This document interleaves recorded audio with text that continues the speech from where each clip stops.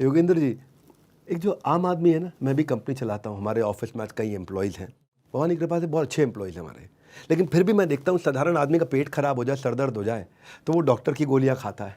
आपने दुश्मन की 17 गोलियाँ खाई हैं जी, और वो आपको अपने मकसद से नहीं हिला पाई। मैं ये कहना चाहता हूँ कि इतनी मुश्किल के पलों में आप इतने मजबूत कैसे बने कि 17 गोलियों के बावजूद आप दुश्मन को छोड़े नहीं, इधर बंकर फोड़ उधर बंकर फोड़, कैसे किया आपने ये? एक तो ट्रेनिंग थी हमारी। हमारी ट्रेनिंग का जो जुनून है उसमें जुनून पैदा कर दिया जाता है। दूसरा एक इन्वायरमेंट जो होता है, एक सैनिक भी उसी माँ की तरह देखता है, माँ की तरह सोचता है, माँ की तरह करता है।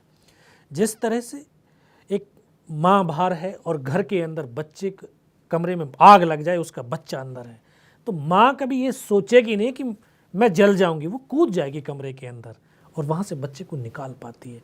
तो जो हमारा सैनिकों के साथ जो एक आत्मिक लगाव होता है, आपस में इंटरपर्सनल जो रिलेशनशिप इतने गहरे होते हैं, तो उस इंटरपर्सनल रिलेशनशिप में जब एक साथी को अगर गोली लग गई है तो वो रोता नहीं है, बल्कि बदले की आग में जलता है और घुर्रा करके शेर की तरह उनके ऊपर झपट्टा मार करके उनको बर्बाद कर देता है। योगेंद्र जी, कहते हैं कि रेजिमेंट में ना सबके सब, आपने बताया एक फैमिली की तरह इंटरपर्सनल रिलेशनशिप की आपने बात करी।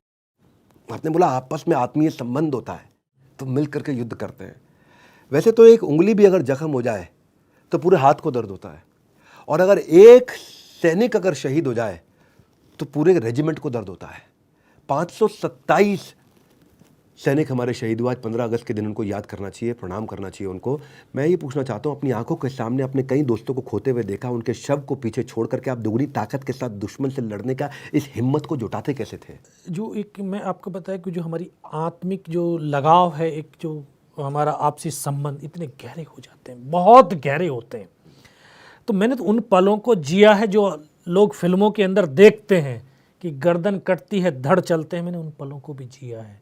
मैंने उन पलों को भी जिया है कि एक सैनिक का एक अंग कटता है लेकिन अंग की परवाह नहीं करता, फिर भी एक हाथ बचा है तो एक हाथ से राइफल लेकर के वो आगे की तरफ बढ़ता है। मैंने उन पलों को जिया है कि मेरे सामने मेरा साथी मेरे फर्स्ट एड कर रहा है और यहाँ पे उसको गोली लग रही है, इधर से खून की फुहारें छूटती हुई पीछे की तरफ लेटता जा रहा है। मैंने उस पलों को भी जिया है कि मेरी बगल में बैठा मेरा ट्रेनिंग का साथी, जो मेरा ट्रेनिंग का रूममेट था, और उसकी आखिरी शब्द क्या सुन पाता हूँ, और उसको सीने में से प्रश्न लगता है, यहाँ से खून की फुहारें छूटती हैं, वो मेरे गोद में आकर के लेट जाता है। तो जो ये जो साथी है, जब एक घर का एक परिवार होता है, परिवार का एक कोई सदस्य शहीद हो जाता है, मर जाता है, तो पूरा सिविल परिवार रोना धोना शुरू करता है, लेकिन हमारा फौज का सैनिक रोता नहीं है, और रुला देता है, वो रुलाता है दुश्मन को, उनका बदला लेने की चेष्टा करता है और आगे बढ़ता है। वही हमारे देश की सेना के सैनिकों की वो ताकत, वो सोच है कि वो सोचता है कि चाहे शरीर गोलियों से छलनी क्यों ना हो जाए, अगर रक्त का एक कतरा भी बचेगा और आखिरी सांस भी बचेगी तो वो सरजमी को छोड़ेगा नहीं। ये ताकत है हमारे देश की सेना की।